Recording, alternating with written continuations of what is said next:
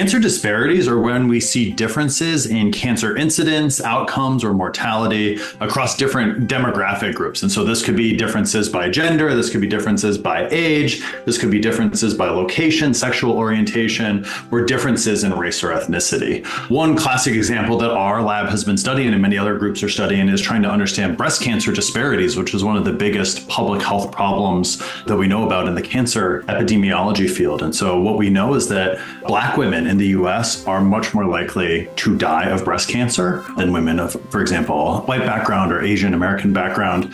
They're also more likely to be diagnosed with an aggressive subtype of breast cancer that's very hard to treat, called triple negative breast cancer.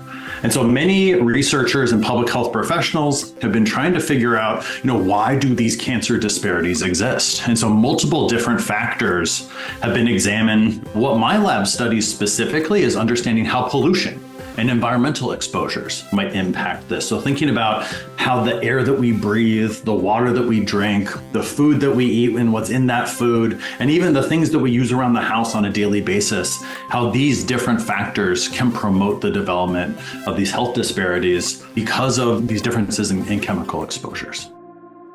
Hello and welcome to Population Healthy, a podcast from the University of Michigan School of Public Health. Join us as we dig into important health topics, stuff that affects the health of all of us at a population level, from the microscopic to the macroeconomic, the social to the environmental, from cities to neighborhoods, states to countries, and around the world.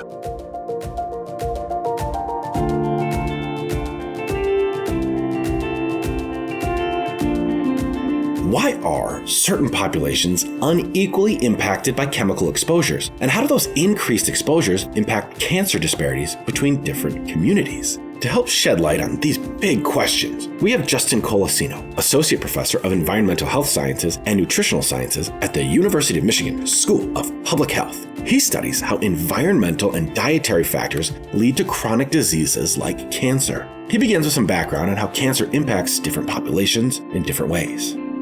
We can look at things like where people live. Some of you in the audience maybe have heard about how your zip code actually is a better predictor of health outcomes than your genetic code. So we know that where you live makes a big difference. We know that the food that we eat can make a big difference. Like access to healthy food, of course, makes a huge difference. There's these areas called food deserts, where it's very difficult for people to go to the grocery store and obtain healthy food. We also know that there's social factors, especially determinants like systemic racism and chronic stress. These also seem to be really important risk factors for the development of health disparities and cancer disparities. What causes cancer is still a question that we don't 100% understand the answer to. So some of this is genetics. So some of us are more susceptible to getting cancer. And in breast cancer, somewhere between like 10 to 15% of breast cancer risk is solely due to an individual's genetics. What we are trying to understand is what are the drivers that are promoting this process? So we do know that exposure to things like hormone supplements can do it for breast cancer because these can be driven by hormones like estrogen. And so there's like a set of characteristics that cancers tend to develop that seems to be similar across all these different types of cancer. And so cancers are characterized by cells growing out of control. So things that make cells divide really fast. That could be one way that we're promoting cancer. Cancers also are defined by their ability to invade into other tissues surrounding the cancers. That invasion process is another one of those hallmarks. And then the reason that people end up dying from cancer is because of this process called metastasis, where cancer cells leave a tumor and then spread throughout the body and then grow in different sites. And so oftentimes when people die from breast cancer, it's because those breast cancer cells have spread throughout the body and start to grow in organs like the lungs or the brain or their bones. Colacino's lab looks at many different kinds of environmental contamination, including air pollution, to detect which chemicals are linked to increased cancer risk. One exposure that many people are looking at now with respect to cancer risk is air pollution. And so air pollution comes from industrial sources. It can come from things like forest fires. We have good strategies to estimate somebody's air pollution exposure. There's air pollution monitors all over the place. And so we can then see like where does somebody live, and we can see where do they live relative to these other air pollution monitors. And then we can kind of like estimate an individual's exposure. This has been historically one of the, I would say, huge success stories of environmental health, is using these types of data and then linking air pollution exposure to all of these different outcomes for like mortality, cancer. People are looking at Alzheimer's disease and starting to see these relationships. And then the EPA, the EU have dropped the level of air pollution that's allowable in the air down. There's very strong evidence now that air pollution exposure is linked to lung cancer, especially in individuals who actually don't smoke. Unfortunately, that seems to be the case for multiple other cancers. And so folks are even starting to see relationships with air pollution exposure and things like breast cancer. Folks are also looking at differences in exposures to things that we call endocrine disrupting chemicals, or these are chemicals that look like hormones to our bodies. And so breast cancer is a special type of cancer in that oftentimes it's driven by hormonal signals, either within our bodies or can come from outside of our bodies. And so many researchers, including folks like us in our lab, are now studying the impacts of some of these chemicals that can mimic hormones and trying to understand how those chemicals can drive the proliferation of cancers. And so these tend to be a pretty broad class of compounds. So classic examples of these are like pesticides. So these pesticides oftentimes are designed to act like this in our bodies. Unfortunately, a lot of the plastics that we're using on a daily basis also have the ability to mimic these hormones in our bodies. And so we're all, sort of like bathed in this environment of microplastics, these very small plastic particles that are found all throughout our environment. And now people in the last year or two have been finding these like tiny plastic particles all throughout our bodies too. And so many of us in environmental health are trying to understand how these plastic pollutants might be impacting the risk of cancer, largely through altering hormone pathways. Another class of chemicals that people are quite concerned about are called these PFAS compounds. These are these per and polyfluoroalkyl substances. These are the compounds that make up really great stain and water resistant things like Teflon and Scotchgard that are in all of our products. Some of these have now been outlawed because they're so dangerous. There's new regulations coming out from the EPA that's limiting the concentrations of this in our water. And that's because we know that these compounds can be quite hazardous to our health.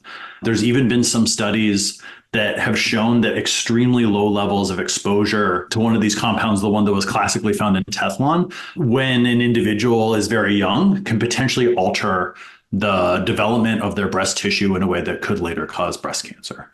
And so there's all of these different compounds that people have been studying, trying to understand how are these exposures potentially linked to cancer and then cancer disparities. And so one of the ways that our lab does this is we look across an entire population. We do what's called an environmental epidemiology study.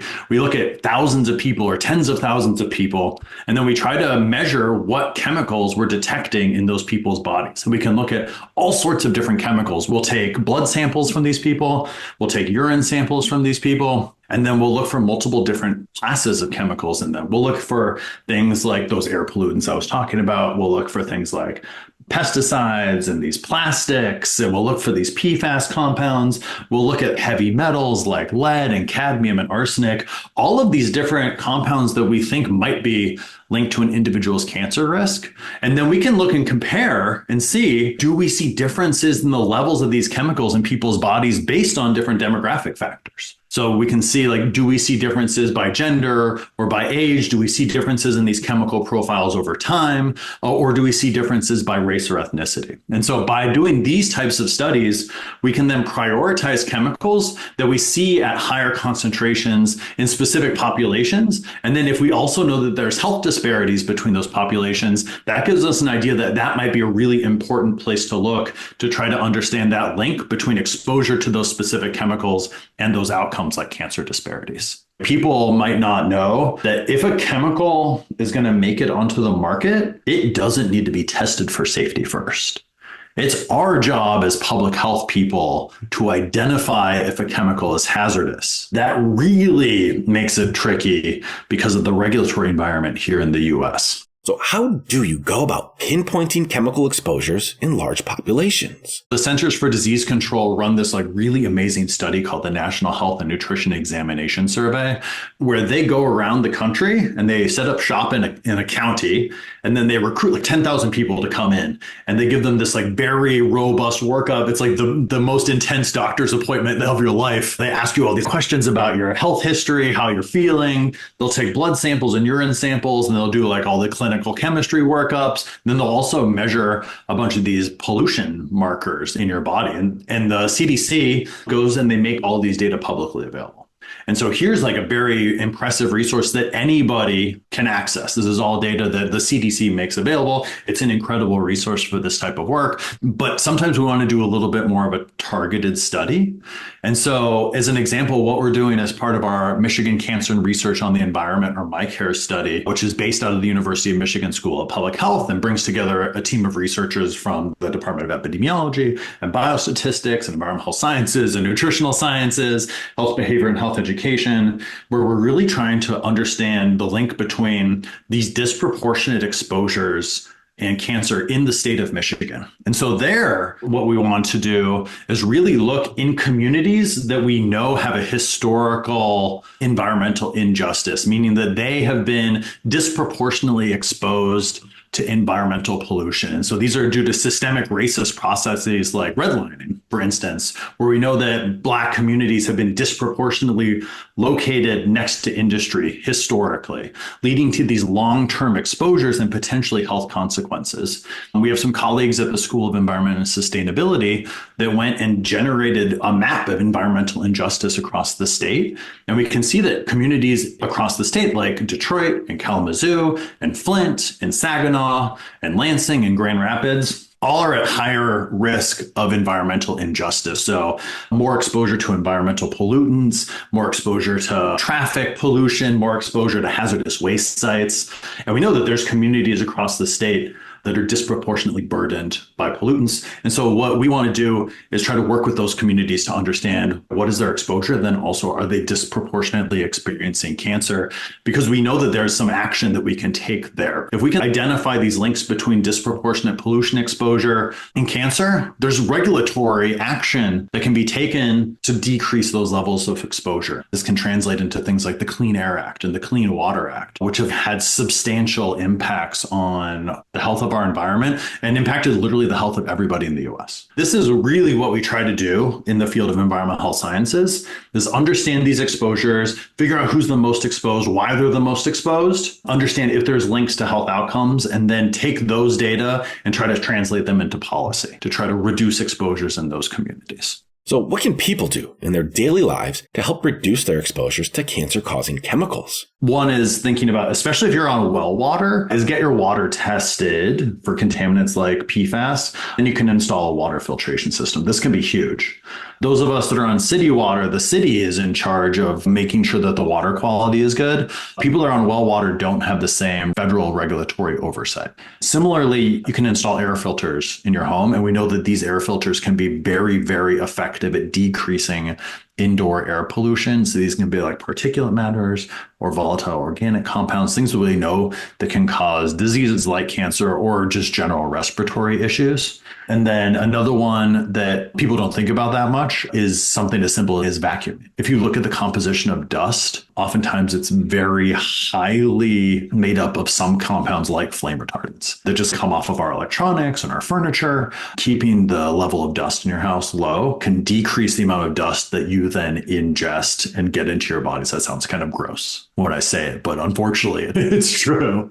And then the other things that we can do to help our bodies remain resilient: get a good night's sleep, super important. A lot of the enzymes that are involved in processing pollution are what we call circadian regulated. They go up and down with our sleep cycle. And so having a good sleep cycle is super important for our body to protect itself. Eating a well-balanced diet, high in fruits and vegetables, can also give us some of the micronutrients necessary to protect ourselves. And then making sure that you're exercising. All of these are ways that we can help promote public health to reduce our individual risk And then there are other strategies that we can do on an individual level, making sure that you're getting vaccinated for some of these diseases like HPV and hepatitis.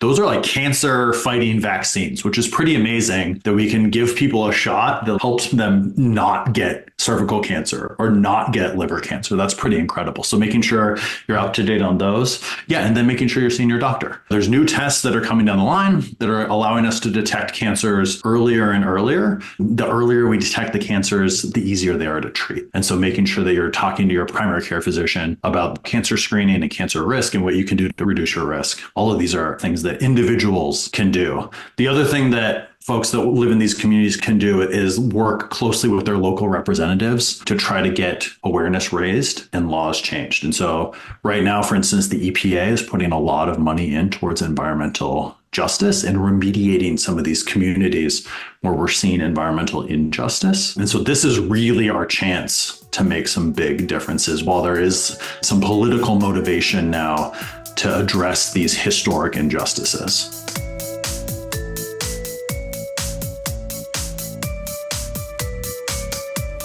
Thanks for listening to this episode of Population Healthy from the University of Michigan School of Public Health. Visit our website, population-healthy.com, for more resources on the topics discussed in this episode and to find more episodes. If you enjoyed the show, remember to subscribe, rate, and review wherever you listen to podcasts. Be sure to follow us on social media and consider sharing this episode with friends. Population Healthy is produced by Andrea LaFurl, Brian Lilly, and Chrissy Zamron, and hosted by Michael Kazaborski. Hope you can join us for our next episode where we'll dig in further to public health topics that affect all of us at a population level.